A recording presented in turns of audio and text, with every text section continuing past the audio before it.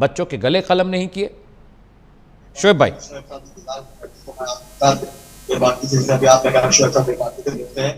तो शोएब सिद्दीकी ने अगर जिंदगी में इंतजार किया है तो वो सिर्फ है नमाज, लेकिन उसके बाद भी सजा हो जाता है। आप देखिए जो मामले चल रहे हैं, मैंने हमेशा एक बात कही, हर चैनल पे कही, नेशनल चैनल पे कही कि किसी भी मुल्क पर अगर हुकूमत करनी हो तो उसका सबसे बड़ा हथियार होता मजहब। और अंग्रेजों ने भी उसका सहारा लिया और हमारे मुल्क को 100 साल लूटा, लेकिन जब उनकी हकीकत मंजरेआम पर आई तो उनको मुल्क छोड़ना पड़ा। तो अगर मजहब को लेके कुछ तो मैं समझता हूँ पहले मुल्क खोखला होता है, फिर वहां की आवाम खोखली होती है जी। अब आप बताइए, जिस तरह आपने बताया है कि कक्षा 8 में औरंगजेब या अकबर की बात चल रही है जी, तो इसमें आप अमित भाई गौर करिए कि ये डिबेट कहीं और चली जा रही थी। कांग्रेस पे वार हो रहा था, समाजवादी पे वार हो रहा था, इस किताब पे बात नहीं हो रही थी। आप बताइए, अगर मैंने हमेशा एक बात कही कि मेरे नबी ने फरमाया है कि मुल्क की वफादारी आधा ईमान है और मुल्क को जो भी कानून फॉलो होगा मैं करूंगा, लेकिन आप बताइए जयचंद के बारे में कब लिखा जाएगा? जैसे औरंगजेब की बात हो रही है, अकबर की बात हो रही है, अभी आप देखिए कुछ महीनों पहले बात होती थी तो औरंगजेब को यहाँ के लोग कहते थे गलत है, अकबर को सही कहते थे, लेकिन आज ये मामला आया कि अकबर को भी गलत कहा जा रहा है। नहीं शोएब भाई, मेरा सवाल देखिए, मेरा सवाल ये था कि औरंगजेब और बाबर और इन सभी आक्रांताओं के लिए चीजें लिखी गई कि इन्होंने देश का नुकसान किया है, इस बात से सहमत है कि नहीं? मंदिर औरंगजेब ने 16वीं शताब्दी में तोड़े या नहीं तोड़े, मैं ये पूछ रहा हूं, आपकी मालूमात क्या है, आपकी जानकारी के हिसाब से बताइए। मैं ये नहीं कह रहा हूं कि आप पक्ष विपक्ष लीजिए। सवाल नहीं हो पाएगा। देखिए होता क्या कि WS दाखिल करने के लिए यस या नो होते हो, पूरी बात करनी पड़ती है। देखिए जो भी संविधान के खिलाफ बात करेगा, जो मस्जिद शहीद करेगा, जो मंदिर शहीद करेगा, जो चर्च शहीद करेगा, जो गुरुद्वारे शहीद करेगा, सब खिलाफ है। अगर आप कहते हैं कि मंदिर को गिरा रहा है तो गलत है, मस्जिद को गिरा रहा है गलत है, चर्च को गिरा रहा है गलत है, गुरुद्वारा को गिरा रहा है गलत है। संविधान सबके लिए बराबर है।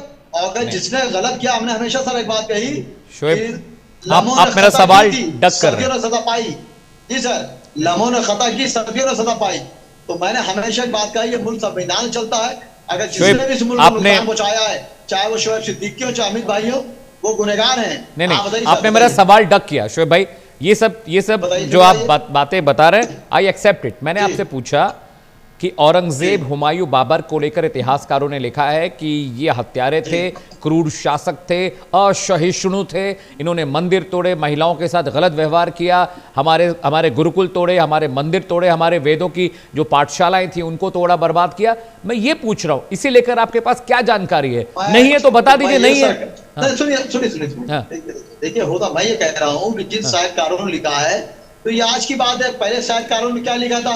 अकबर को बहुत बड़ा बताया था, शाहजहां को बहुत बड़ा बताया था। नहीं तो वो तो बीजेपी आरोप लगा रही है कि कांग्रेस ने एक कम्युनिटी को प्लीज करने के लिए लिखा। देखिए अमित भाई 30 सेकंड दिएगा।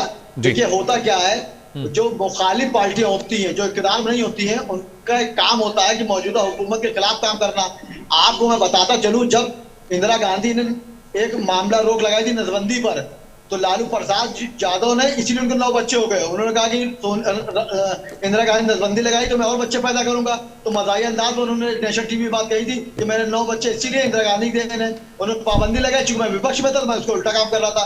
यहाँ बात सीधी आ रही है कि औरंगजेब हो, अकबर हो, जयचंद हो, रावण हो, जो भी इस मुल्क के खिलाफ काम करेगा, संविधान के खिलाफ करेगा, उसको सजा दी जाएगी।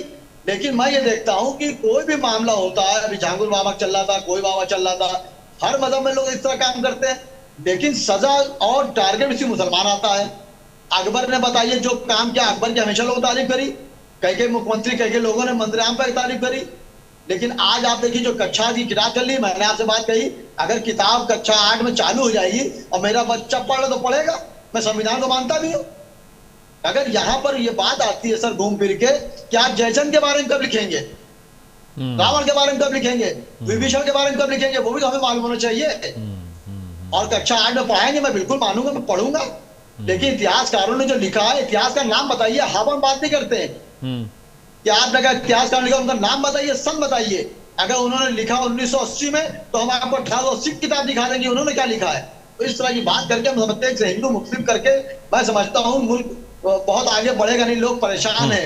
ठीक है, आप बताइए, हर दूसरा घर भूखा है, हर दूसरा बच्चा पढ़ नहीं पा रहा टॉप का, इससे बहस कब होगी? तो मैं ये कह रहा हूं, मेरी इतनी सी बात कहने का मतलब है अमित भाई, आखिरी बार कि इस मुल्क में चाहे आ रहा हूं, आलोक पांडे आ रहा हूं, चाहे मस्जिद तोड़ा आलोक जाए, पांडे में आ रहा हूं, देखिए, आ रहा हूं, देखिए, आ रहा हूं। देखिए काटिए ना, फिर बोलूंगा नहीं। नहीं, शोएब भाई, इस पूरी मुल्क बात में पूरी संविधान करो। से मुल्क वाले चलता जो है है, टीवी संविधान पर उनको बंद चाहे कराइए, मंदिर तोड़ा जाए, चाहे मस्जिद तोड़ा जाए, उनको चाहे बंद चर्च कराइए तोड़ा ना, तो उनके जाए, खिलाफ चाहे मुकदमा गुरुद्वारा ठोकवाऊंगा मैं सब भी, गलत है, एफआईआर लिखवाऊंगा इनके सब खिलाफ गलत में। है। ठीक है शोएब सिद्दीकी, आपने बोल लिया, आपने बोल लिया, ठीक है। अमरदीप त्रिपाठी, सच को एक्सेप्ट करने की दिक्कत है या एक नैरेटिव बना दिया गया है? अब शोएब कह रहे हैं कि भाई जो संविधान के खिलाफ है वो दुश्मन है, जो मंदिर तोड़े वो दुश्मन है, जो मस्जिद तोड़े वो दुश्मन है, जो गुरुद्वारे तोड़े वो दुश्मन है। ये एक्सेप्ट करने में क्यों दिक्कत हो रही है? इसको निगलने में दिक्कत क्यों है इस बात को कि औरंगजेब